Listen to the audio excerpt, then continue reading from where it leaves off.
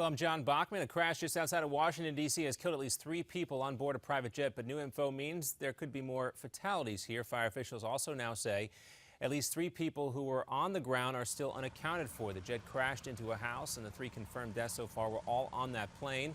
The crash also caused fires at 2 other houses. Aside from the crash site, rescuers are still searching for more victims. And today, U.S. embassies around the globe are still on high alert ahead of the release of a report expected from the Senate Intelligence Committee this week. Several Republicans want that report delayed, and right now it's scheduled to be released tomorrow. The deadline for passing a bill to avoid a government shutdown is also quickly approaching, but there's been just a little progress so far. House leaders say they may unveil a $1 trillion spending package later today, setting up a vote on Wednesday. House Speaker John Bachman blames the Senate for dragging its feet and pushing Congress up against this deadline. Also in Washington, protesters march outside the Capitol with signs displaying the names of Black Americans killed by police.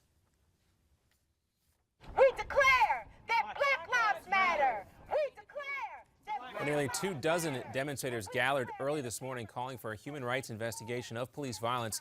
This and other protests comes after grand juries in New York and Ferguson, Missouri decided not to indict police officers in the deaths of unarmed black suspects who are in the process of being arrested. In Cleveland, Ohio, the family of 12-year-old Tamir Rice have filed a wrongful death lawsuit. Now the mother of Tamir is speaking publicly for the first time. As I was trying to get through to my son, the police told me to calm down or they will put me in the back of the police car.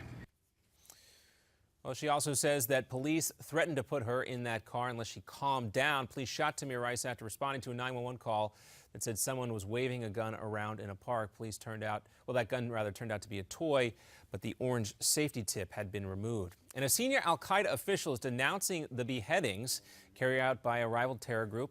You know them as ISIS. Sheikh Nasir bin al-Ansi describes the execution as barbaric in a recent Twitter video. Al-Ansi appeared in the recording in that interview apparently before the U.S.-led raid and rescue attempt in Yemen that killed an American and South African hostage. 10 al-Qaeda militants were also killed during that raid.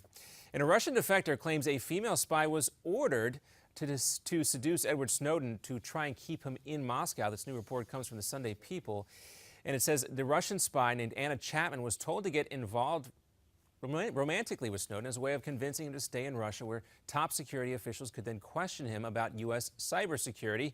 She was even asked to marry him over Twitter, which Snowden did not accept. Well, this has been your Newsmax Now update. We'll have more coming back to you in 30 minutes. I'm John Bachman. Now here's the Steve Malzberg Show live from New York.